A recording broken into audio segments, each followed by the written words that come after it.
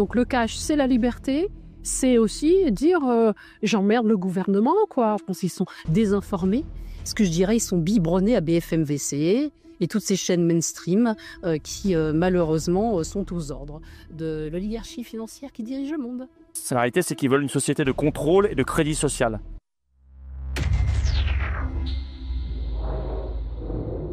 Salut, c'est Mickaël pour GPTV Investigation, ravi de vous retrouver. Aujourd'hui, direction Cannes, en plein rassemblement des patriotes avec Florence Philippot. Et j'ai mis les pieds dans un sujet qui pue le contrôle à plein nez.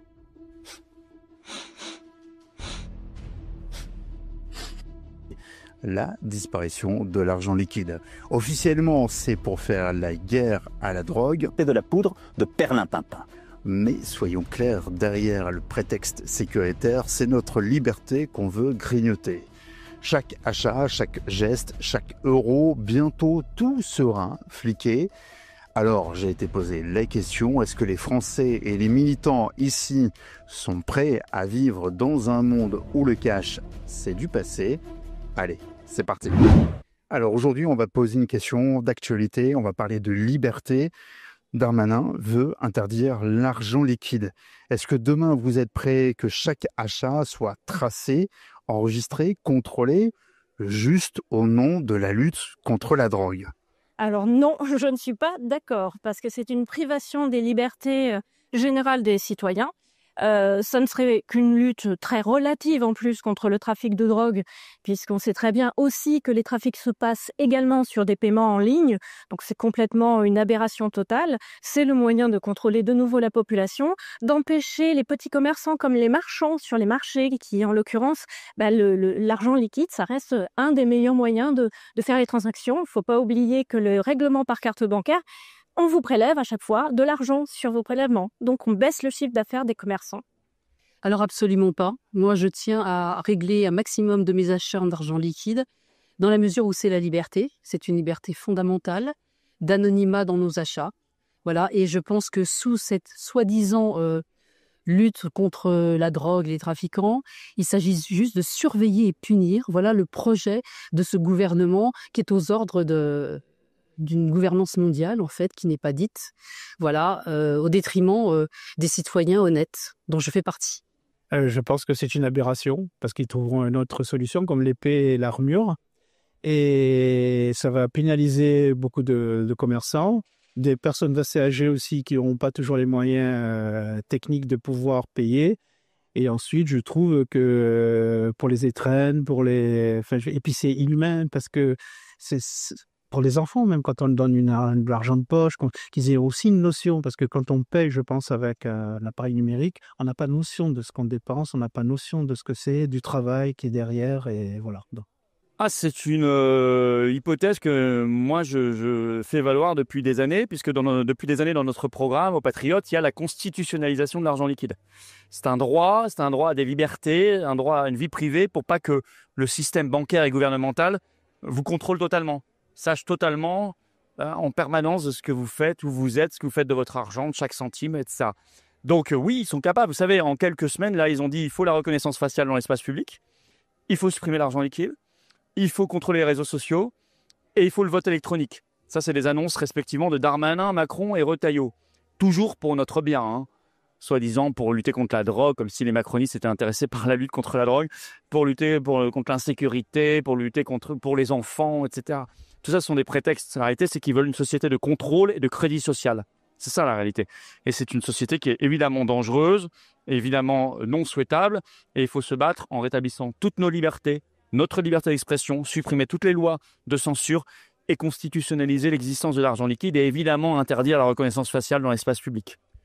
Allez, petite pause express. Si tu kiffes ce qu'on fait, mets un pouce bleu, abonne-toi si ce n'est pas déjà fait, partage la vidéo autour de toi.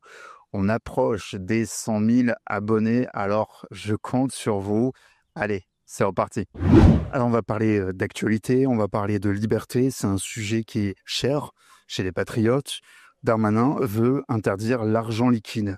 Est-ce que demain vous êtes prêts à que chaque achat, que ce soit un café, une baguette, soit tracé, enregistré, contrôlé, juste au nom de la lutte contre la drogue? Non, parce que le cash, c'est la liberté. Déjà, pour moi, la liberté, c'est la vertu suprême. Et le cash, c'est la liberté. J'ai pas envie que le gouvernement... moi, je suis déjà un peu libertarienne sur les bords. Alors, le gouvernement, déjà, il met trop son nez dans mes affaires. Je n'aime pas ça du tout. Donc, le cash, c'est la liberté. C'est aussi dire j'emmerde le gouvernement, quoi. On va dire les choses honnêtement. Hein. Ils veulent nous emmerder, on en fait en retour. Et puis aussi, la drogue, mais c'est débile. C'est complètement démagogique. Parce qu'en fait, il y a 2 moyens de lutter contre le trafic de drogue. 1, on filtre ce qui rentre chez nous et ce qui reste chez nous. Voilà. 2, et ça, je n'entends jamais, il faut lutter contre les paradis fiscaux. Parce que c'est là que se fait tous les flux financiers du crime organisé, quel que soit, que ce soit la drogue, la prostitution, la traite d'êtres humains, ce que vous voulez, les armes, c'est dans les paradis fiscaux. Et donc, si on veut lutter déjà, mettre vraiment à mal ces trafics, il faut lutter avec acharnement pour réduire l'influence des paradis fiscaux, voire même les fermer. Ah non, bien sûr que non. L'euro numérique, ce serait une catastrophe. C'est inimaginnable pour l'Union européenne. Le fait qu'on n'ait plus accès le fait qu'on ne puisse plus utiliser notre propre monnaie, que tout soit contrôlé et qu'à tout moment, Ursula von der Leyen ou la Commission européenne puisse prendre dans l'épargne des Français et des Européens pour aller financer la guerre en Ukraine ou ailleurs, c'est totalement inimaginable. Il faut absolument se battre aujourd'hui. Les patriotes le défendent. L'argent liquide, il faut qu'on paye un maximum avec notre argent liquide. Rien que ça, c'est un acte de résistance à l'euro numérique qu'ils veulent nous imposer. Alors, je pense que tout ça, c'est un faux prétexte. La lutte contre la drogue, je pense que si on avait le Frexit, on aurait encore la maîtrise de nos frontières. On n'aurait pas besoin de dérouler ce stratagème. Et par ailleurs, non, je ne suis pas du tout prête à acheter des choses de la vie courante, un journal, une baguette de pain, des choses essentielles à des prix qui ne dépassent même pas 10 € et à payer avec de l'argent numérique. Il n'en est pas question dans l'immédiat. Non, absolument pas. La lutte contre la drogue, comme toujours dans ces cas-là, est un faux prétexte pour essayer de faire passer la pilule auprès du grand public. C'est juste un enfumage, un de plus, un énième enfumage. La lutte contre la drogue, que je sache en France, l'argent liquide est déjà relativement encadré. On ne peut pas retirer n'importe quelle somme, n'importe comment. On est obligé même de se justifier pour retirer une certaine somme d'argent liquide auprès de sa banque. Que je sache, ça n'a jamais enrayé en quoi que ce soit les trafics de drogue qui se font au vu et au su de tout le monde, hein, de toute façon, et contre lesquels on a l'impression que, en fait, aucune lutte réellement efficace n'est engagée.